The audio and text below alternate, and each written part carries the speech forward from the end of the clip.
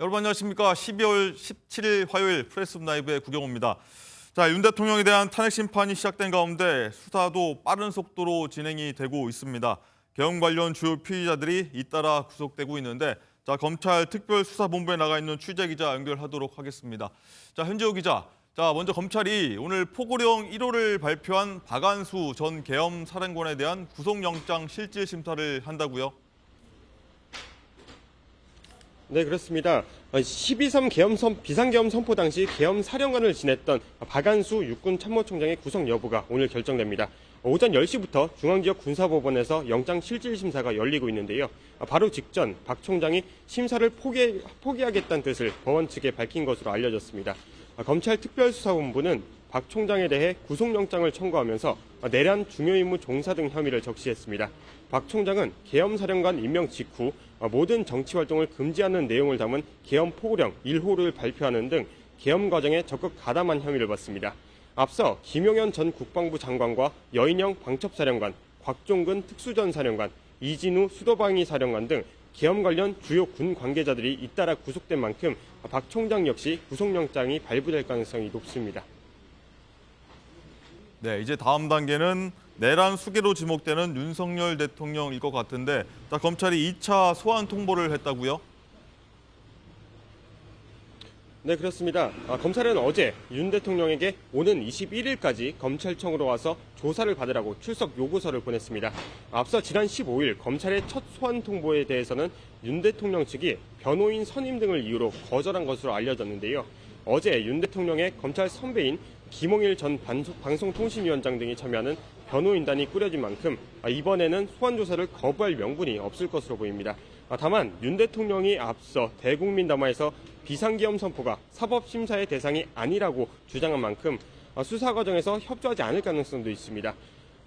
한편 경찰과 공수처가 참여한 공조수사본부도 윤 대통령에게 내란 혐의 조사를 위해 내일까지 출석을 요청한 상태입니다. 지금까지 검찰 특별수사본부에서 MBN 뉴스 현지호입니다. 네, 수사 상황 계속해서 살펴보도록 하겠습니다. 자, 먼저 윤주원 기자, 이 지금 보면은 이 검찰과 경찰, 공수처, 윤 대통령 소환 놓고서 정말 각축을 벌이면서 경쟁을 하는 모습입니다. 네, 그렇습니다. 앞서 들으신 것처럼 검찰은 윤석열 대통령에 대해서 2차 소환 통보를 했습니다. 이번 주 토요일 오전 10시까지 출석을 해서 조사를 받으라는 건데요. 네. 윤 대통령 출석 요구서에는 이 내란 우두머리 혐의를 적시한 것으로 알려집니다. 검찰은 윤 대통령이 2차 통보에도 불응하게 되는 경우에는 3차 소환을 통보하는 동시에 강제 구인 절차, 다시 말해서 체포영장 신청을 검토할 것이라는 전망이 나옵니다. 또 경찰과 공수처, 국방부로 구성된 공조수사본부도 윤석열 대통령에 대해서 내일 오전 10시 공수처로 나와서 조사를 받으라 이렇게 출석 요구를 했습니다. 당초 출석 요구서를 직접 전달을 하려고 했는데요. 어제 오전 10시 반쯤에 이 공조본 수사관들이 대통령 민원실을 방문했지만 이 대통령 비서실에서 대통령이 직무 정지 상태이기 때문에 이게 현재 이 본인들의 업무인지 판단이 서지 않는다라면서 접수를 거부했고요. 이후 공조본 수사관들이 한남동 관저를 찾았지만 이번에는 대통령 경호처가 자신들 업무 소관이 아니라면서 출석 요구서를 받지 않았습니다. 그래서 결국에는 출석 요구서를 직접 전달을 하지는 못하고 특급 등기 우편으로 발송을 했는데요. 이 공조본은 출석 요구 효력에는 문제가 없다고 밝혔습니다. 이 공조본 역시 출석 요구서에도 마찬가지로 윤석열 대통령에 대해서 내란 우두머리 혐의 그리고 직권남용 권리 행사 방해 혐의를 적시한 것으로 지금 알려졌습니다. 윤 대통령이 어느 쪽에 출석을 할지 소환 조사에 응할지 그 부분은 아직 미지수지만 어느 쪽에 출석을 하더라도 헌정사상 처음으로 이 피해자 신분으로 출석하는 현직 대통령으로 기록이 될 전망입니다. 네. 자, 의원님, 저 검찰이나 경찰이나 어느 쪽으로 출석할 것인가, 또 이 상태면 조율되는 거 아니냐 이런 얘기도 있고 누가 먼저 어쨌든 윤 대통령을 부르냐 뭐 싸움까지 또 비춰집니다. 어떻게 보십니까? 네, 이미 우리가 이런 상황이 되리라고 예상을 하지 않았습니까? 왜냐하면 이제 그 수사가 시작이 될 때 새 3개 수사기관이 서로 앞다퉈서 경쟁을 벌였을 때 네. 이것을 조정할 주체가 사실상 대통령이나 정부에 있거든요. 그런데 지금 정부의 또는 대통령의 이 국정 운영 기능이 완전히 뭐 공백 상태이므로 서로 자신의 어떤 존재, 즉 공수처는 공수처대로, 검찰은 검찰대로, 경찰은 경찰대로 자신의 존재감을 부각시켜야만 계속 어떤 신뢰라든지 또는 존재를 할 수 있다라는 그런 생각들 때문에 서로 전혀 공조가 이루어지지 않고, 물론 지금 공수처와 경찰이 공조원을 만들었습니다만 그럼에도 불구하고 계속 앞다퉈서 하는데, 물론 여기에 뭐가 개입이 되냐면 대통령의 지금 그 신병을 확보하는 측이 주도권을 가질 것이다. 네. 이렇게 지금 되어 있어요. 지금 이미 검찰이 앞서가고 있다라고 이야기되는 게 김용현 전 국방장관을 발빠르게 구속을 함으로써 다른 어떤 수사기관들이 굉장히 지금 내가 늦었다라고 생각을 하고 대통령에 대한 또 신병 확보를 위해서 굉장히 열심히 뛰고 있거든요. 이렇게 되다 보니까 도리어 대통령은 아니 내가 지금 수사기관에 협조를 하려고 해도 주체가 안 보인다. 이렇게 대통령이 하나의 내란죄라는 어떤 그런 스스로 다퉈야 되는 어떤 문제인데 수사기관이 이렇게 혼선을 빚으면 내가 어떻게 할 수가 있느냐라는 변명을 하나, 핑계를 하나 만들어주는 꼴이 네. 된다는 것이죠. 여기에 아직도 멀었습니다. 특검 또는 상설특검이 또 있잖아요. 그러면 앞으로 이 5개, 최소한 공조본에 있으므로 4개의 수사기관이 서로 대통령의 어떤 신병을 확보하거나 또는 소환을 하거나 또는 조사 또는 수사를 하려고 경쟁을 벌이는 풍경, 이게 과연 국민들이 바라봤을 때 이게 진짜 제대로 수사를 하려는 건지 아니면 그저 자신들의 어떤 공명심이나 혹은 주도권 다툼을 하는 건지가 국민들한테 어떻게 비춰질지 당연히 후자로 비춰질 것으로 저는 보입니다. 자, 장현주 위원장님, 변호사니까 이 상황 자체가 좀 더 객관적으로 좀 법률적으로 보실 것 같은데, 자, 이쯤 되면은 뭐 합동수사본부랄지 뭔가 하나의 조율체 하나가 있어야 되는 거 아닌가 이런 싶기도 합니다.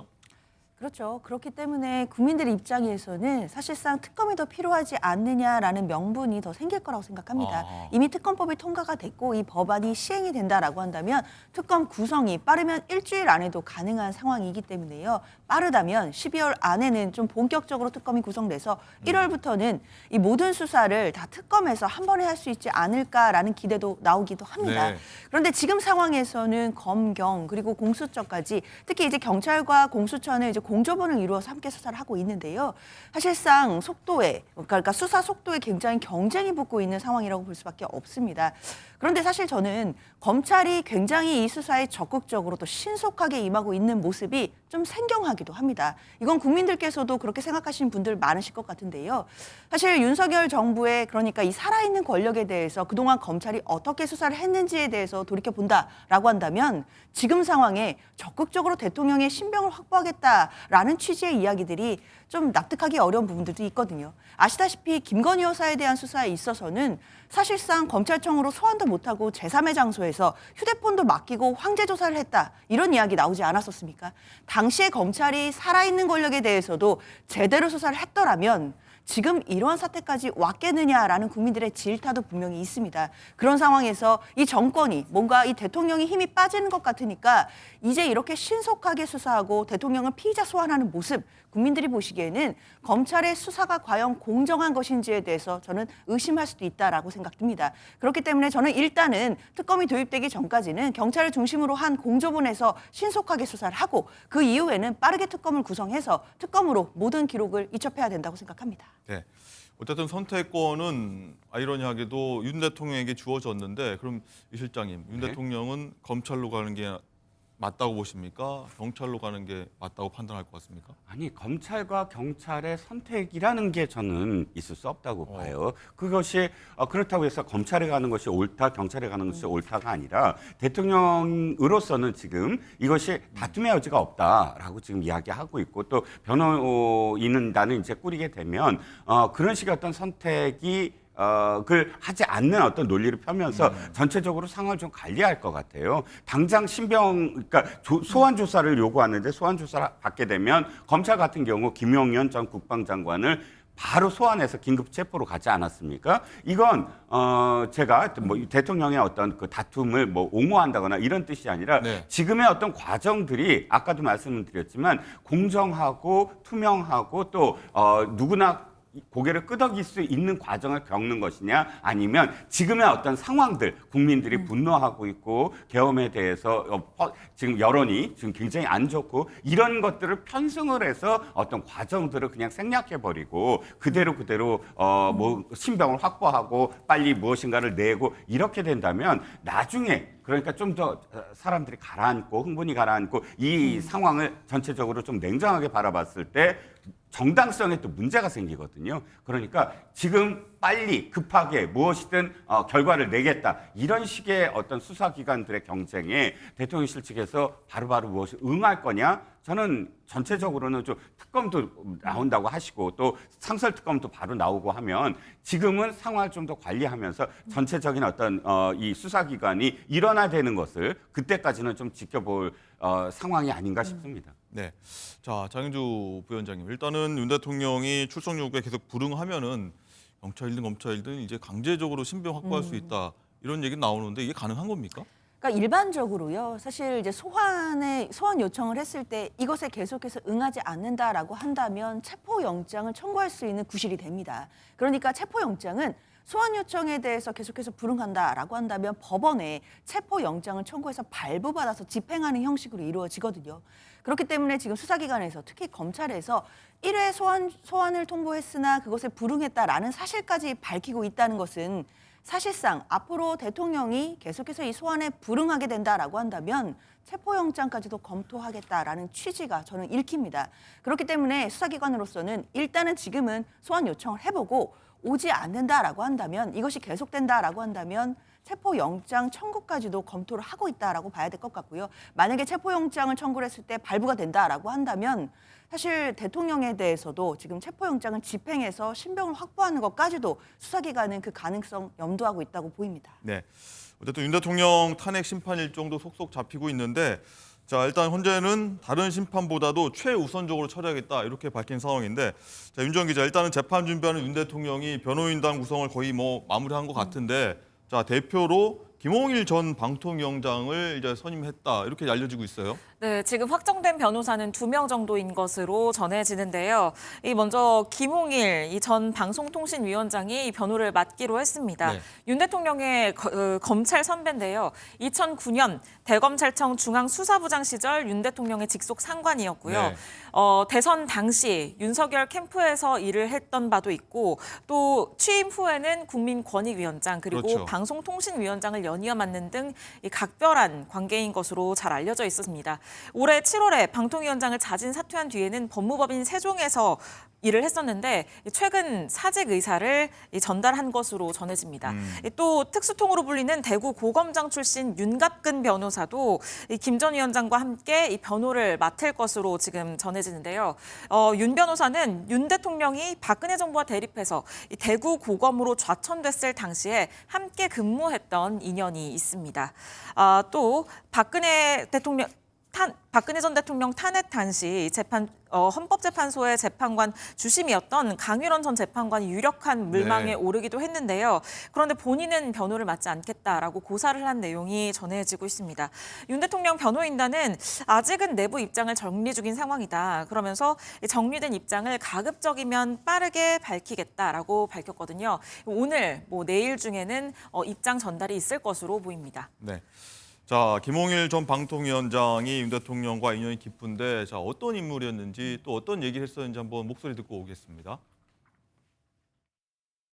야당이 국회에 발의한 탄핵안에서 주장하는 탄핵 사유가 법적 정당성을 결하여 이유 없음은 국민들께서도 잘 알고 계시리라고 생각합니다.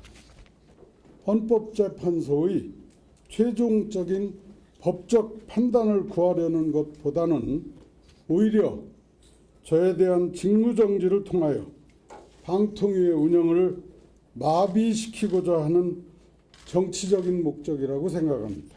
작금의 현실이 정말 불행하고 안타깝습니다. 이번 저의 물러남이 반복된 혼란과 불행의 마지막이 되었으면 하는 바람입니다. 네, 방송통신위원장을 할 때 마지막 목소리 저희가 한번 들어봤는데, 자, 이종호 실장님, 어쨌든 윤 대통령의 변호인단이 적극 변론에 나서면은 이제 탄핵 심판이 좀 장기화할 수 있다. 특히나 윤 대통령이 직접 변론에 나설 수 있다면은 더욱 더 기간이 길어질 수 있다고 하는데 어떤 이유에서입니까? 일단 이것이 내란죄를 대통령이 계엄을 선포함으로써 그것이 내란죄다라는 예가 지금까지 없었거든요. 네. 우리나라에서 내란죄가 재판이 이루어지고 또 선고까지 마무리된 사건 딱 하나입니다. 12.12 사태 주역들 군사 반란이고 그것이 이제 내란으로 적용이 됐고, 그런데 생각을 해보시면 알겠지만 당시에 이 군인들이 정권을 찬탈하기 위해서 군사를 동원을 해서 당시에 대통령 권한대행에게 압력을 행사해서 계엄령을 선포하는 과정, 이걸 정권을 찬탈한 것이거든요. 그런데 지금은 대통령이 비상계엄, 헌법상에 있는 권한을 행사를 했다라는 게 이제 대통령의 논리입니다. 그래서 이건 정치적 판단에 의한 통치 행위다라고 이제 이야기를 하고요. 그렇다면 앞에 어떤 사례도 없고 이게 정권 찬탈의 목적, 이게 사실 내란은 정치적인 목적으로 헌정을 마비하고 국정을 마비한 것인데, 그렇다면 정권을 찬탈하려는 어떤 목적이 이미 대통령의 권한을 다 갖고 있는데 정권을 찬탈한다든지 정변을 일으킬 이유가 없다라는 그런 논리들, 이런 논리들을 동원을 해서 아마도 변호인단을 통해서 할 것 같고요. 뭐 또 한 가지는 뭐냐면 시간이 길어질 게 박근혜 전 대통령은 개인의 어떤 비위 문제, 비리 문제였습니다. 하지만 이건 내란이라는 건 아시다시피 집단의 어떤 범죄입니다. 내란 수괴도 있고 내란 주요 임무 종사 혐의도 있고 또 내란 단순 가담자도 있고, 전체적으로 혐의를 만약에 형사 소송을 걸었을 때 거의 수십 명의 지금 피의자들이 지금 있는 상황입니다. 그렇다면 그들의 어떤 말들, 그들의 증언들, 전체적으로 이 조직이라는, 그러니까 계획을 어떻게 했고 그 계획을 어떻게 실행했고, 이게 다 밝혀져야 되거든요. 네. 집단의 범죄이기 때문에. 그러면 이 범죄를 다 구성하는데 형사재판이 끝나지도 않았는데 헌재가 먼저 이건 내란죄다라고 고개를 끄덕이면서 바로 그 파면을 시킬 때 이게 바로 거꾸로 형사재판에 영향을 줄 수가 있다. 네. 이런 부분들이 이제 헌재법 그 51조도 적용되느냐 마느냐, 이게 계속 지금 논란이 계속될 거고요. 하나 더.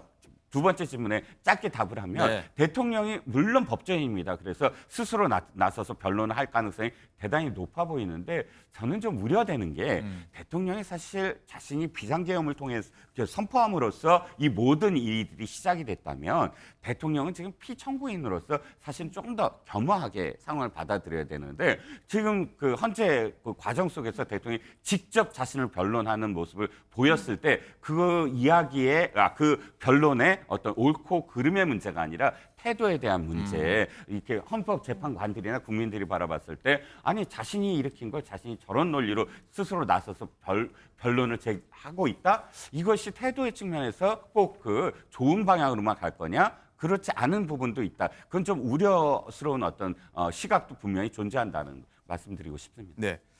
자, 그리고 헌법재판소 재판관이 누가 될지도 여기도 굉장히 관심이 쏠렸는데, 일단 주심에는 정영식 재판관인데 윤 대통령이 직접 지명한 인물이라서 여기에 대해서 재판에 어떤 영향을 끼칠지 굉장히 관심이 쏠리고 있는데, 장윤주 부위원장 어떻게 보십니까? 주심에 대해서 어떤 판결에 많이 영향을 끼칠 것인지 아니면 좀 형식적인 임명에 그칠 것인지?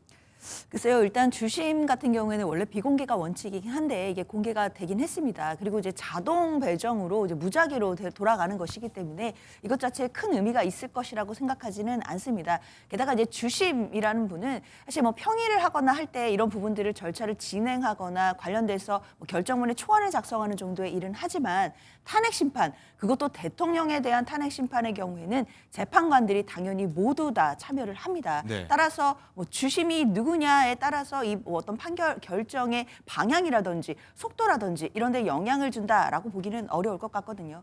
그렇기 때문에 아마 헌법재판소로서도 그리고 재판관 모두에게도 헌법과 법률 그리고 양심에 따라서 이 재판을, 탄핵 심판을 또 진행해야 되고 결정을 내려야 된다라는 것은 누구보다 잘 알고 있을 것 같고, 국민 한 사람 한 사람 모두가 이 탄핵 심판 절차 자체를 한순간도 놓치지 않고 다 지켜보실 것이기 때문에 뭐 재판관 하나하나의 뭐 성향이라든지 뭐 이런 부분들은 고려될, 아예 생각조차 될 만한 그런 여지가 아니라고 생각합니다. 네. 그리고 오늘 헌법재판소 관련해서 재판관 관련한 굉장히 뜨거운 감자가 되고 있는 게 윤 대통령이 헌법재판소 탄핵을 위해서 일단은 헌법재판관 9명 중에 3명이 공석이라 여기에 대해서 민주당이 3명을 국회목 3명을 임명을 빠르게 신속 처리하겠다. 여기에 대한 부분이 있었는데 오늘 국민의힘 권성동 권한대행이죠. 여기에 대해서 사실상 반대 의사를 밝혔습니다. 굉장히 뜨겁게 논란이 되고 있는데 목소리 먼저 듣고 오도록 하겠습니다.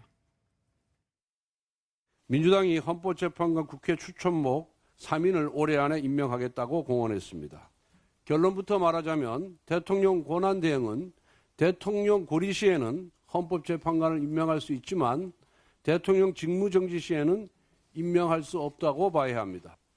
그리고 지금의 헌법재판관 공백 사태가 누구 때문입니까? 바로 민주당 때문입니다. 국민의힘이 여야목 한 명씩만이라도 먼저 추천해서 임명하자고 했는데도 민주당은 협상을 거부했습니다. 그런데 대통령 탄핵 소추안이 국회를 통과하자마자 자신들이 과거 주장과 정반대되는 행위까지 불사하면서 헌법재판관 임명에 몰두하고 있습니다. 도대체 민주당은 무엇 때문에 정치를 하는 것입니까?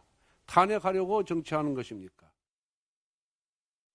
네, 쭉 들으셨는데 윤주원 기자 굉장히 헌법재판관 9명 정족수를 다 채우냐 못 채우냐 여기서 민주당과 지금 국민의힘이 지금 길싸움을 벌이고 있는 거예요. 오늘 상황 좀 설명해 주시죠. 네, 지금 현재 헌법재판소는 헌법재판관 3명이 없는 상황, 헌법재판관 6명만 있는 상황에서도 이 탄핵 심리를 할 수 있다라고 보고 있습니다.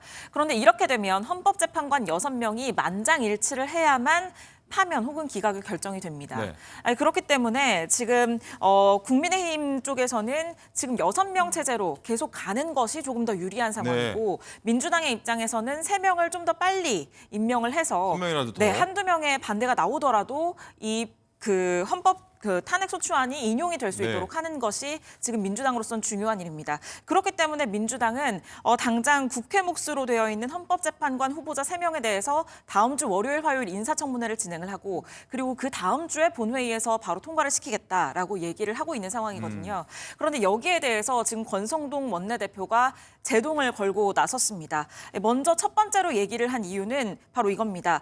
이 대통령이 지금 거리 상태가 아니다. 직무 정지 상태다라는 것입니다. 이 대통령 권한대행이 행정부 소속이 아니고 독립적인 헌법기구로서의 헌법재판소 재판관 3명을 임명할 권한이 대통령 직무 대행일 때는 없다. 지금 대통령이 거리가 되어야지만 할 수 있다라고 얘기를 하는 겁니다. 그러면서 전례로 든 게 이 8년 전에 박근혜 전 대통령 탄핵 당시 이 황교안 대통령 권한대행의 전례를 들었는데요. 이때 당시에 이 탄핵안이 헌재에서 인용이 된 이후에 대통령 거리 상태가 된 이후에야 이 황교안 권한대행이 대법원 추천에 이 대법관을 그 헌법재판관을 임명한 전례가 있습니다. 네. 이 부분을 먼저 예시로 들었고요. 그리고 두 번째는 과거 민주당의 발언들을 지금 본인들이 정반대로 뒤집고 있다라고 얘기를 하는 어떤 건데 이때 당시에 이 추미애 당시 민주당 대표는 대통령 권한대행이 헌법재판관을 임명할 수 없다는 것이 헌법학자 다수의 의견이다라고 이야기를 했었고요. 또 박범계 당시 법사위 간사는 권한대행의 헌법기관 구성은 불가능하다라고 밝혔다는 겁니다. 이 두 가지를 이유로 지금 헌법재판관을 이 권한대행, 한덕수 권한대행이 할 수 없다라고 얘기를 하는 건데요. 이 부분 권성동 원내대표 이야기로 직접 들어보시죠. 지난 박근혜 대통령 탄핵 정국 당시 민주당은 황교안 권한대행의 헌법재판관 임명권 행사는 민주주의의 훼손이라고 비판한 바가 있습니다. 당시 추미애 민주당의 당대표는 대통령 권한대행이 헌법재판관을 임명할 수 없다는 것이 헌법학자의 다수 의견이라고 말했습니다. 또한 당시 우상호 원내대표는 황교안 권한대행이 임명한 헌법재판관의 국회 비준을 안 하겠다고 했습니다. 또한 당시 박범계 법사위 간사는 권한대행의 헌법기관 구성은 불가능하다고 했습니다. 즉 지금 민주당의 헌법재판관 임명 속도전은 과거 민주당의 주장과 180도 달라진 것입니다. 네, 어떻게 들으셨는지 궁금한데 자 장현주 부위원장님 일단은 한덕수 권한대행이 헌법재판관을 추가로 임명할 수 없다 이런 얘기고 또 과거에는 그런 적이 좀 있다. 네. 그런데 또 민주당은 예전에는 헌법재판소 재판관 임명을 추진한 것도 있지 않느냐, 맞다고 취지에 얘기했지 않느냐, 좀 다 상충되는 부분이 있는 것 같습니다. 좀 정리 좀 해주시죠. 그렇죠. 일단 뭐 권성도 원내대표가 뭐 정치적인 이야기도 많이 하고 있는 것 같아요. 그러니까 당시에는 좀 주장이 반대가 아니었냐라는 주장도 하는 것 같은데 일단 정치적인 논쟁은 좀 걷어내고 법률적인 거 좀 봐야 될 것 같습니다. 헌법재판관은 9명인데요. 3명마다 임명하는 실질적 임명권자가 다릅니다. 그러니까 대통령이 지명해서 임명하는 3명이 있고 그다음에 국회목 3명, 그다음에 대법원장이 추천하는 3명이 있습니다. 그러니까 이걸 구별해서 봐야 되는 것인데요. 당시에 그러니까 대통령 몫의 헌법재판관이 만약에 공석이 되었을 때는 권한대행이 대통령 몫인데 이것을 임명하는 것은 적극적 권한 행사이기 때문에 불가능하다라는 것이 좀 대부분 학자들의 견해인 것 같고요. 그런데 지금 문제되는 건 국회 추천 몫의 재판관들입니다. 그런데 국회가 추천한 것은 결국 국회에게 실질적인 임명권이 있다는 것인데 이것을 만약에 권한대행이 임명하지 않는다라고 한다면 오히려 국회의 권한을 침탈하는 것 아니냐 이런 얘기가 나올 수밖에 없을 것 같습니다. 뿐만 아니라 8년 전에 있었던 이야기들은 사실 이선의 재판관을 황교안 권한대행이 임명한 바가 있는데요. 지금 권성동 원내대표 같은 경우에는 이것을 박근혜 대통령의 뭐 탄핵의 시기를 전후로 따져서 말씀을 하시는데 그것보다는 이선호 재판관 같은 경우에는 사실상 대법원장 추천 몫이었습니다. 그래서 당시에 양승태 대법원장이 이선의 재판관을 추천을 했고 당시에 황교안 권한대행이 임명을 한 것이고 조금은 사안이 다르다라고 볼 수 있기 때문에 이것을 놓고 뭐 과거의 사례나 뭐 지난번 예전의 정치권의 이야기가 달랐다 뭐 이렇게 갈 것은 아닌 것 같고 법리적인 이야기로 돌아가 보면 저는 헌법 해석의 문제라고 생각합니다. 네. 종합하면은 여야 모두 뭐 그때는 틀리고 지금은 맞고 서로 주장하는 것 같은데 여야 모두 본인에게 유리한 얘기만 하는 것 같습니다. 그렇죠. 전례 없는 일들이 계속 되다 네. 보니까 해석의 여지가 굉장히 많습니다. 말씀하셨던 부분들은 동감하는 것도 있고 굉장히 존중하는 부분도 있지만 그럼에도 불구하고 당시에 황교안 권한대행은 법조인 출신 아닙니까? 그러니까 헌법과 관련돼서 어떻게든 헌법에 적합한 어떤 상황에서 자신의 권한을 쓰려고 굉장히 노력을 했던 상황이에요. 네. 그래서 권리냐 직무정지냐를 따졌던 것도 당시에는 자신이 그러니까 그 집권 여당인 새누리당이 빨리 하라라고 굉장히 요구를 했었어요. 근데 그것을 듣지 않았습니다. 왜냐하면 직무정지 상황에서 권한대행의 어떤 권한이 실제로 그런 헌법재판관을 임명할 수 있는 그런 권한이 없다라고 얘기했고 그러니까 집권 여당이 굉장히 반발했었어요. 황교안 권한대행에. 근데 그거를 뚫고라도 사실 권위와 직무정지가 다르다는 걸 확실하게 그때 보여준 것이고 그때 맞고 지금 틀리다가 아니라 그렇게 함으로써 사실상 어떤 다음에 어떤 상황이 왔을 때 권한대행의 권한은 권위와 직무정지가 다르다라는 것을 그때 보여준 것이거든요. 근데 그것을 또다시 거꾸로 해석을 하고 해서 분분하게 이렇게 나오는 것 이건 또 정치적으로 제가 말씀을 드리면 그 당시 상황만이 아니라 지금의 민주당이 정말 비판받아야 될 부분이 하나 더 있습니다. 지금까지 3명을 왜 안 채워넣습니까? 그건 이유가 딱 한 가지예요. 탄핵을 목적으로 한 것이 아니라 각종 장관들이나 감사원장이나 이런 직위에 있는 사람들의 직무를 정지시켜보자. 그때 당시에 어쨌든 최근에 방통위원장 심리에서도 문영배 권한대행이 이 국회 측 대리인인 법사위원장 정영래 법사위원장한테 사실은 질책을 한 게 그거 아닙니까? 진짜 탄핵을 원한다면 3명을 빨리 채워 넣어야지 그게 네. 말이 맞는데 계속 그걸 제대로 채워 넣지 않는 건 국회가 사실상 자신이 해야 될 일을 방기한 거다. 이렇게까지 비판을 받았는데 지금에 와서 갑자기 3명을 이렇게 부랴부랴 하는 건 이게 직무 정지가 아니라 실질적으로 대통령을 탄핵할 수 있다라는 그런 결론 때문에 하는 것이라 민주당의 지금 행태가 사실상 비판받을 때문에 충분히 있다는 겁니다. 네. 여야 모두 본인에게 유리한 쪽으로만 좀 해석을 하고 있고 말을 하고 있다 이런 내용 같은데 어쨌든 여기에 대해서 민주당도 곧바로 입장을 냈습니다. 박찬대 원내대표 목소리 듣고 오시죠. 국민의힘 권성동 원내대표가 조금 전 이상한 이야기를 했습니다. 권한대행은 거리 시 임명할 수 있지만 직무 정지 시에는 할 수 없다고 주장했는데 터무니없는 주장입니다. 헌법 제111조에 따르면 대통령은 재판관 중 3인은 국회에서 선출하는 자를 3인은 대법원장이 지명하는 자를 임명한다고 되어 있습니다. 지금 공석 3인은 국회의 추천 몫입니다. 따라서 국회에서 3인을 추천하면 대통령은 임명 절차만 진행하는 것인데 대통령 직무 정지 시 권한 대행이 임명을 못한다는 것은 말장난에 불과합니다. 윤석열의 위법, 위헌, 내란 행위는 박근혜 국정농단과는 비교할 수 없는 위중한 중대 범죄입니다. 네, 조금 전 박찬대 원내대표 얘기인데 자, 여기에 대해서 윤주원 기자 또 권성동 대표가 여기에 대해서도 반박을 했다고요? 네, 그렇습니다. 기자들이 박찬대 원내대표의 저 발언에 대해서 권성동 원내대표에게 다시 물었습니다. 그랬더니 대통령 권한대행의 직무 범위에 대해서는 명문화된 규정이 없다. 그렇기 때문에 과거 선례를 따라야 한다라고 얘기를 했고요. 또 6명의 탄핵 재판관으로 탄핵 심리를 할 수 있다고 한 이 헌법 재판관들의 결정 자체가 문제가 있다라고 밝히기도 했습니다. 자, 이종호 실장님, 정말 이 실시간으로 오전 상황입니다. 모든 게 지금 오전 상황, 권성동 원내대표, 박찬대 원내대표 실시간으로 정말 티키타카하며 서로 공방을 주고받고 있는 모습인데 뭐 반복되는 말일 수도 있겠습니다만, 자, 서로 말장난 같기도 하고요. 어떻게 봐야 됩니까? 그렇죠. 그런데 전 조금 정정해야 될 게 박찬대 원내대표의 표현 중에 3인이 3인은 대통령이 임명하고 3인을 대법원장이 임명하고 그다음에 3인을 국회가 임명한다. 이렇게 표현됐거든요. 그건 잘못됐습니다. 임명한다가 아니라 추천한답니다. 그럼 대통령 몫은 대통령이 지명하는 거거든요. 다른 3인은 추천하는 거고 이 세상의 모든 것들, 그러니까 이 세상이 아니라 이런 재판관, 기관, 헌법기관들의 임명권자는 대통령이에요. 지금 추천을 받아서 받아들이면 오면 그걸 임명하는 권한은 대통령한테 있습니다. 그런데 아까 장 변호사께서 설명했듯이 지명하고 임명하는 대통령 몫은 무조건 대통령이 지명하고 임명하는 건 맞으나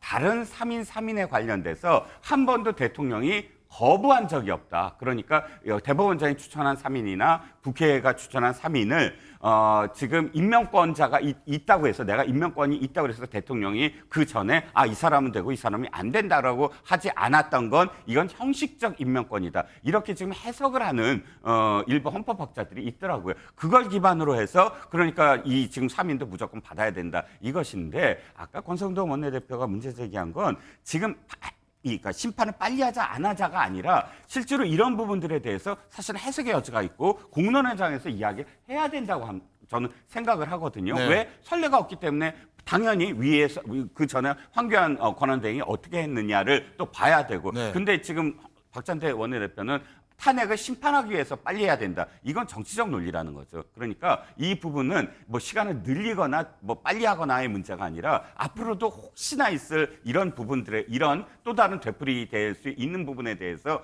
확실하게 이걸 법 해석, 헌법학자들도 이야기하고 하는 그런 과정을 거쳐야 된다라고 저는 생각을 합니다. 네, 말씀대로 법조항 보완이 좀 필요하다는 생각이 좀 듭니다. 그리고 조금 전에 윤지원 기자가 얘기했던 권성동 원내대표의 박찬대 원내대표에 대한 어떤 반박 얘기 목소리가 바로 들어왔다고 합니다. 한번 듣고 오시죠. 터무니없는 말장난이 아니라 대통령 권한대행의 그 직무 범위에 대해서는 명문 규정은 없습니다. 말장난이 아니고 이거는 과거에 선례가 있는 사안이다. 그리고 민주당의 주장이다. 이렇게 말씀드립니다. 6명의 재판관으로 심판이 이루어질 경우에 국민이 납득할 수도 있다는 이런 부분에 대해서 답변 안 되십니까? 우선 6명의 재판관으로 재판을 할 수 있다는 헌법재판관의 결정 자체가 저는 좀 문제가 있다. 권한대행이 대통령의 직무 정지 시에 헌법재판관을 임명할 수 없다는 것은 과거에 민주당이 주장했던 바고 또 과거에 또 그 민주당의 주장에 의해서 직무 정지 시에 임명을 안 했기 때문에 선례가 있기 때문에 그거는 또 따라야 된다고 생각합니다. 그거와 별개의 문제다 이렇게 봅니다. 권성동 원내대표 얘기는 지금 6인 체제로도 헌재가 어떤 판결을 낼 수 없다는 얘기 같고 또 하나 보면은 국민의힘의 어쨌든 전체적인 이런 모습이 재판 지연 전략 아니냐 이렇게 비칠 여지도 있을 것 같아요. 당연히 그런 비판 받을 수밖에 없다고 생각합니다.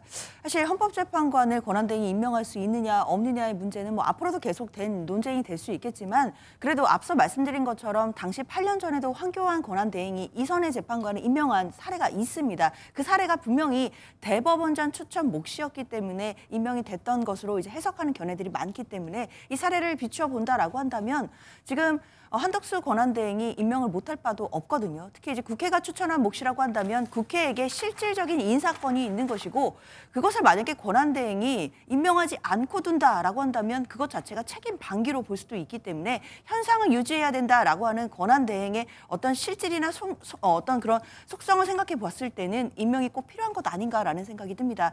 앞으로 계속 논쟁은 되겠지만 지금 권성동 원내대표가 또 한 얘기 중에 6인 체제로 지금 심리가 된다라는 헌법재판소의 결정에도 약간 문제를 삼는 것으로 들리긴 하는데요. 이것은 헌법재판소에서 헌법재판관들이 판단할 내용이라고 저는 생각합니다. 당연히 재량의 범위인 것이고 직권으로 헌법을 해석할 권한이 있기 때문에 이 부분에 대해서 정치권에서 이야기하는 것은 저는 오히려 탄핵 심판에 대해서 압박을 주거나 영향을 줄 수 있기 때문에 자제해야 되는 것 아닌가 생각합니다. 네. 네, 한마디 보태시죠. 네네. 그런데 이 문제는 뭐냐면 헌법재판소 법에 따른 문제입니다. 지금 헌법재판소 법에 7명이 심리를 해야 된다라는 조항이 있는데 원래대로 한다면 그것이 적용이 돼야 되는데 문제의 발단은 방통위원장이 있거든요. 방통위원장이 자신이 이제 그 가처분 소송을 했습니다. 그러자 그걸 받아들이면서 이 사안에 대해서 일시적으로 그 7명에 대한 것을 효력 정지를 시켰거든요. 그런데 이건 이 사안, 계류 중인 사안에 대해서 적용을 하는 것이지 새로운 사안에 대해서는 다시 법 해석을 해야 되는 문제가 있기 때문에 지금 권성동 원내대표의 발언은 무조건 안 된다가 아니라 그렇다면 이 문제에 대해서 새롭게 봐야지 왜 또다시 그때 잠시 동안의 가처분 소송에서의 효력 정지를 그대로 유지하려고 하느냐라는 내용이 내포되어 있다는 겁니다. 네. 어떻게 이렇게 좀 뭐 상황이 좀 복잡하긴 한데 자, 윤정 기자 일단은 현재는 탄핵 심판 절차를 시작을 했어요. 네, 그렇습니다. 현재는 헌법재판관 6인으로 일단 탄핵 심판을 할 수 있다는 입장입니다. 그렇기 때문에 심리를 지금 진행을 하고 있는데요. 일단 23일, 다음 주 월요일까지 윤석열 대통령에 대해서 탄핵 심판 답변서를 보낼 것을 요청을 했습니다. 그리고 첫 변론 기일도 잡혔는데요. 27일 오후 2시로 잡혔습니다. 이때는 이 본격적인 탄핵 심판에 앞서서 양측의 주장과 근거 그리고 쟁점 등을 정리하는 시간이 될 것으로 보입니다. 또 조금 전에 속보가 하나 들어왔는데요. 네. 조금 전 들어온 속보에 따르면 이 공조본이 대통령 관저로 보냈던 출석 요구서가 수취 거부로 지금 반송이 됐다고 합니다. 당장 내일 오전에 출석을 하라고 출석 요구를 했었는데 네, 지금 출석 요구서가 반송이 됐기 때문에 내일 오전 이 공수처, 과천 공수처로 출석을 할 가능성은 지금 매우 낮아 보이는 상황입니다. 그렇군요. 자, 상황이 좀 급박하면서도 복잡하게 한번 돌아가고 있어서 한번 차근차근 한번 보도록 하겠습니다. 자, 그리고 한동훈 대표가 어제 사퇴하고 비상대책위원회로 전환되는 국민의힘 얘기도 저희가 한번 해보도록 하겠습니다. 어제 한 대표 모습 먼저 보고 얘기 시작하도록 하겠습니다. 국민의힘 당대표직을 내려놓습니다. 최고위원들의 사퇴로 최고위가 붕괴되어 더 이상 당대표로서의 정상적인 임무 수행이 불가능해졌습니다. 모두가 제가 부족한 탓입니다. 미안합니다. 제가 당대표에서 쫓겨나는 이유가 된 이번 탄핵 찬성을 후회하느냐고 물었습니다. 제 인생의 많은 장면들이 스쳐갔습니다. 마음 아프신 우리 지지자분들 생각하면 참 고통스럽지만 여전히 후회하지 않습니다. 우리가 부정선거 음모론자들, 극단적 유튜버들 같은 극단주의자들에 동조하거나 그들이 상업적으로 생산하는 공포에 잠식당한다면 보수의 미래가 없을 겁니다. 와줘서 고맙습니다. 여러분, 저는 괜찮습니다. 여러분, 저는 이 나라가 잘 되게 하는데 끝까지 최선을 다할 겁니다. 여러분 고맙습니다. 제가 이거 아까 제가 쓴 건데요. 한번 가주십시오. 교수님, 우리하고 저를 지키려고 나서지 마세요. 제가 여러분께 고맙습니다.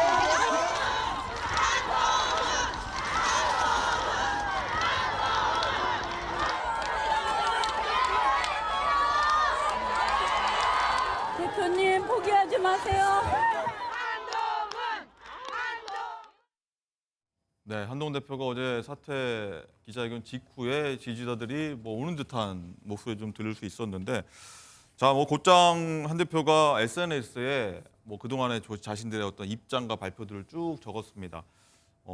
아이러니합니다. 바로 한동훈 대표가 사퇴하자마자 다음 차기 대선에 조기 대선에 나오는 거냐, 바로 이 얘기가 좀 나왔는데, 이종훈 실장님 바로 나올 거라 보십니까? 아니면 뭐 자맹이라 할까요? 다른 뭐 행동을 좀 모색을 할까요? 아니요. SNS를 한다는 건 뭐냐면 자신이 계속 정치적인 어떤 발언을 한다는 얘기입니다. 정치인에게 있어서 가장 큰 권력은 사실은 말이거든요. 그러니까 내가 말을 할 때 내가 SNS를 하거나 혹은 내가 뭐 방송에 출연할 수 있느냐, 이게 굉장히 중요합니다. 자기의 의견을 계속 이야기함으로써 자신의 의견, 자신의 뜻을 동조하는 사람들의 세를 형성할 수가 있거든요. 그리고 자신이 계속 어떤 포지셔닝을 할 수 있다. 지금 한동훈 대표의 좀 전 표현 중에서 어떻게 얘기했습니까? 극단적 음모론자들과 궤를 같이 하지 않겠다라는 건 대통령, 지금 윤 대통령이 극단적 음모론자들의 의견과 함께 궤를 같이 하고 있다. 그러므로 나는 그것과 대치되는 정반대 다른 측면에서 보수의 미래를 고민하겠다. 이렇게 자신을 포지셔닝했어요. 네. 이건 뭐냐면 정치를 하겠다는 뜻이거든요. 그리고 포기하지 않겠다는 말도 마찬가지고. 그런데 저는 깜짝 놀랐습니다. 바로 SNS를 했다. 네. 저도 여러 가지 어떤 생각을 했거든요. 네. 뭐 워낙에 어떤 정치적인 경험이 많지 않은 지금 한동훈 대표가 이 시련에 좀 뭐 정치적인 충격도 좀 있을 테고, 또 어떤 환멸 같은 것도 있을 테고, 또 가장 심한 어떤 상처가 자신이 좀 믿었던 사람들이 자신의 뜻을 완전히 반대로 나타냈다. 뭐 친한계 예를 들자면 최고위원들이었죠. 친한계 최고위원들 2명도 그렇고, 또 다른 지금까지 자신과 함께했다는 사람들 중에서도 지금 그러니까 마지막에 또 투표에 대해서 지금 전혀 다른 어떤 경향, 탄핵 투표에 대해서 다른 경향을 보인 사람들도 많았잖아요. 여기에 대해서 좀 환멸을 느껴서 한동안 자명을 하지 않을까 싶었는데 그렇지 않았습니다. SNS를 바로 했다. 이건 자신은 정치의 뜻이 있고 자신의 지분이 있다. 이 보수에 자신의 지분이 있고, 또 자신이 무엇인가 역동적으로 주체적으로 무엇인가를 이끌겠다라고 생각을 한 행위가 바로 SNS에 바로 글을 올렸다라는 것으로 우리가 읽을 수 있다는 겁니다. 네, 자 장윤주 부위원장님, 일단은 쭉 여기 말씀 들어봤고, 그렇다면 친한계 의원들이 약간 등 돌린 것, 그러면 입지가 조금 당내에선 줄어들었다. 하지만 또 어제 지지자들 앞에서 저를 지키려고 하지 마라, 내가 여러분 지키겠다 하는 것들, 내년에 혹시 있을지 모를 조기 대선에 나가겠다라고 그냥 아까 말씀 뭐 정치적 발언이라 보셨는데 나가겠다고 봐야 되는 겁니까? 사실 지금 상황이라면 당연히 조기 대선 국면에서 후보로 나온다라고 봐야 될 것 같습니다. 물론 뭐 정치가 생물이기 때문에 앞으로 어떤 변화가 있을지는 아무도 장담할 수 없겠지만, 그렇다 하더라도 여권 내에서는 잠재적으로 또 대권 잠룡 중에 한 명인 것은 분명하고, 지금으로서는 또 영향력도 매우 큰 정치인이라고 생각합니다. 따라서 한동훈 대표가 포기하지 않겠다라는 말은 앞으로도 본인의 역할을 계속 하겠다는 것이고, 그 역할 자체는 만약에 조기 대선 국면이 열리게 된다라고 한다면 당연히 대권 주자로 참여하는 것, 이것을 염두에 두고 한 말이라고 생각합니다. 지지자들도 당연히 관련해서 성원을 보낼 거라고 생각이 들고요.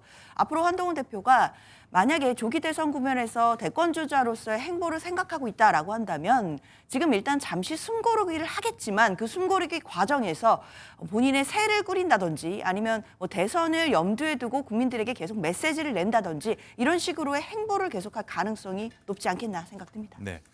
또 하나 이거는 있습니다. 지금까지 친윤 쪽에서 어떻게 보면 한동훈 대표와 친한 굉장히 많이 견제를 왔고, 그동안 또 갈등을 빚어왔고, 결국에는 그런 결과가 이번 탄핵으로 나타난 거 아니냐는 시각도 좀 분명히 있는데, 이종훈 시장 어떻게 보십니까? 이 차기 대선이 열린다고 하면은 조기 대선이라서 여당 입장에서는 어떻게 보면 윤 대통령과 선을 긋고 나와야지 차기 대선에서 이길 수 있다, 이런 좀 얘기도 나오는데, 그렇다면 한동훈 대표가 전 대표가 필요한 거 아니냐, 이런 얘기가 좀 아이러니하게 좀 나옵니다. 그렇죠. 역대 그런 대통령의 승계 과정, 그러니까 같은 진영에서 대통령을 5년, 10년 하는 그 상황을 보면 어떠한 사람도 주류 쪽에서 대통령이 된 적은 없어요. 이를테면 지금 김대중 대통령 시절에 노무현 후보는 주류가 아니었거든요. 비주류였습니다. 또 이명박 대통령 시절에 박근혜 후보가 주류 아니었거든요. 비주류였습니다. 비주류였다는 건 어떤 의미냐면 어쨌든 대통령의 그런 국정 운영에 대해서 적극적이든 소극적이든 비판적인 태도를 취하는 사람들이 주로 그 다음에 대통령이 됐거든요. 그렇게 봤을 때 아마도 지금 한동훈 전 대표가 바로 그걸 깃발을 먼저 꽂았어요. 내가 지금 대통령이 하는 음모론에 절대 찬동할 수 없다라고 깃발을 꽂았는데 다른 사람들은 어떻게 해야 되느냐? 대통령의 뜻을 승계하겠다. 이렇게 지금 나와야 되거든요. 그렇다면 그런 그 경쟁 속에서 일단 한동훈 대표의 발빠른 그런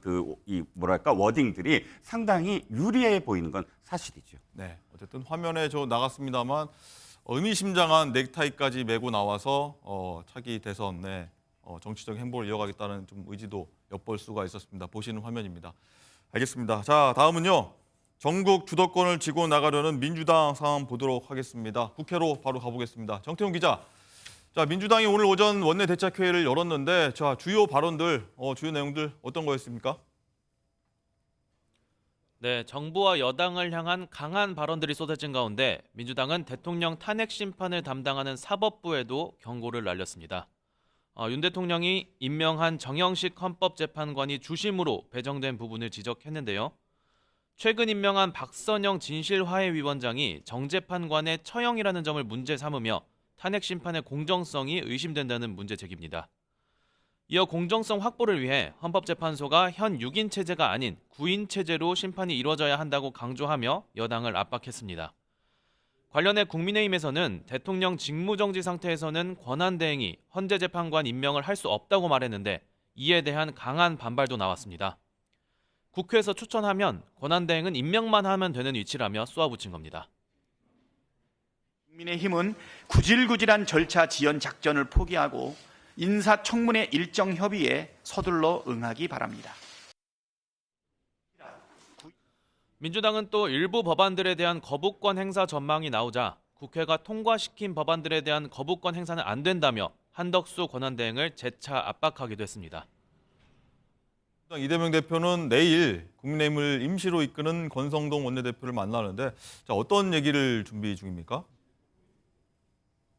네, 이재명 대표와 권성동 당대표 권한대행 겸 원내대표는 내일 오후 민주당 당대표실에서 전격 회동을 갖습니다. 윤석열 대통령 탄핵안이 가결된 이후 첫 만남인데요. 권 권한대행은 당대표 권한대행이 됐기 때문에 상대 당대표에게 인사하는 것은 국회 관행이라며 특별한 의미를 부여하지는 않으려는 모습입니다. 하지만 계엄과 탄핵 사태로 최근 여야 사이가 극도로 얼어붙은 만큼 탄핵 전국 수습 방안과 민생 법안 처리 방안 등에 대한 언급이 불가피해 보입니다. 특히 이 대표가 연일 강조하는 국정안정협의체에 대해서도 권 권한대행이 앞서 대통령 놀이에 빠지지 말라며 신경전을 벌인 바 있는데 이 부분에 대한 논의도 있을 전망입니다. 지금까지 국회에서 전해드렸습니다. 네, 정태훈 기자 전한 것처럼 조금 전에는 여야가 헌재 재판관 놓고 붙었다면 조금 전 또 하나 얘기를 건졌습니다.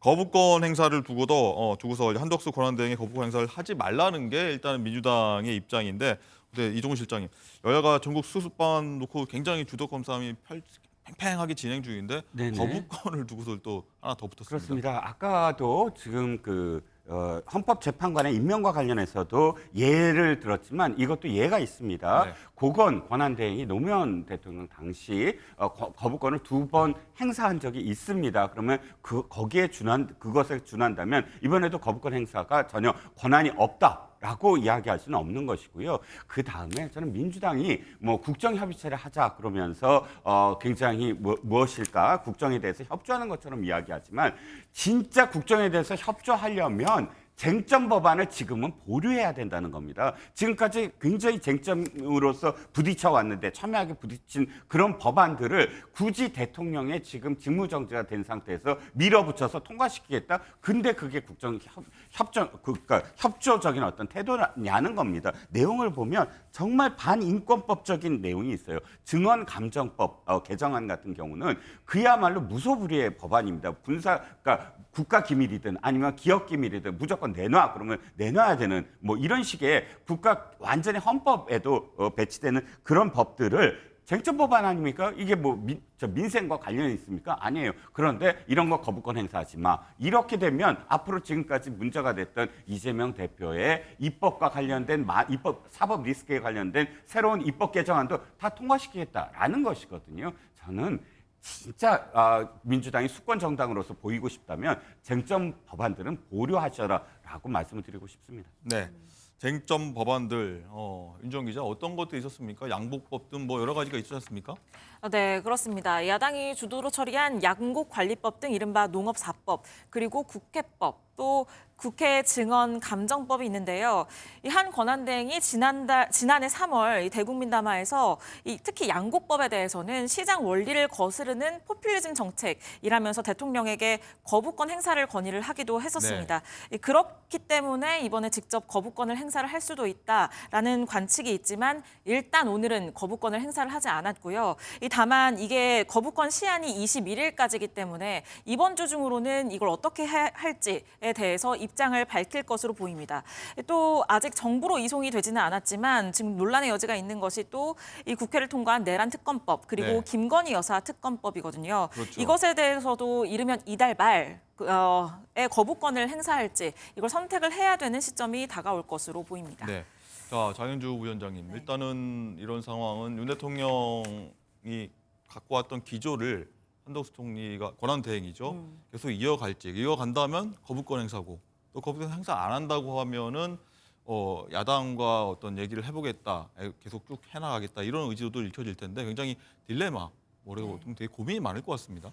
그렇죠. 사실 민주당 입장에서는 거부권 행사를 절대 해서는 안 된다라는 입장이긴 합니다. 근데 저는 좀 법안을 좀 나눠서 봐야 될 것 같아요. 지금 소개가 됐던 뭐 양곡관리법 등 쟁점 법안 6개 법안과 그리고 대통령에 대한 이 내란 혐의 특검법 그리고 대통령 배우자에 대한 특검법은 조금 나눠서 볼 필요는 있다고 생각이 드는데요. 앞서 이제 이종호 실장이 말씀 주신 것처럼 권한대행이 법률안에 대해서 거부권 행사했던 사례가 있기는 합니다. 당시에 사면법 개정안에 대해서도 그건 권한대행이 거부권 행사한 바는 있었는데요. 사실 한덕수 총리가 관련된 쟁점 법안에 대해서도 뭐 고민을 하고 있겠지만 저는 가장 중요한 건 결국에는 특검법 문제라고 생각합니다. 대통령이 지금 내란 혐의를 받고 있고 수사 대상이 되어 있는 특검법인데 이것을 만약에 현직 대통령이 지금 권한을 행사할 수 있는 상황이라고 하더라도 본인에 대한 수사 특검법을 거부한다라는 것은 헌법 위반으로 해석할 수도 있을 겁니다. 왜냐하면 본인에 대한 수사인데 이것을 거부하는 것 이 자체가 이해 충돌이 될 수 있기 때문에 거부권 행사가 불가능한 상황 아니겠느냐 이런 비판 나올 수밖에 없거든요. 그런데 권한대행이 현직 대통령도 아니고 권한대행이 대통령에 대한 특검법이나 대통령 배우자에 대한 특검법을 거부하는 것은 사실상 권한대행이 할 수 있는 권한을 넘어서는 거라고 해석이 되기 때문에 이제 법안별로 좀 나눠봐서 특검법에 대해서만큼은 절대로 거부권 행사해서는 안 되지 않을까 생각합니다. 네. 저 시간이 조금밖에 남지 않았는데 이종호 실장님 짧게 여쭤보겠습니다. 민주당이 어떤 이 거부권 행사하면 한 권한대행을 탄핵시킬 수도 있다 이런 얘기가 나오지 않습니까? 여기에 대해서는 국민의 입장에서는 반발할 수밖에 없을 것 같습니다. 근데 대단히 이 논리는 비정치적 논리입니다. 왜냐하면 탄핵을 해야 되는 사유가 있다면 탄핵을 해야 돼요. 그런데 마치 이 거부권을 행사하면 탄핵을 하겠다는 건 마치 좀 뭐랄까요? 학교에서 학교 폭력하는 일진이 하는 그런 표현 같아요. 좀 과하게 들리시겠지만 왜냐하면 탄핵을 빌미로 해서 거부권을 행사 못하게 하겠다라는 의도로 읽히잖아요. 이건 서로 별개의 문제인데 함께 묶어서 협박을 하는 그런 모양새는 민주당이라는 공당으로서 취할 태도는 아니라고 봅니다.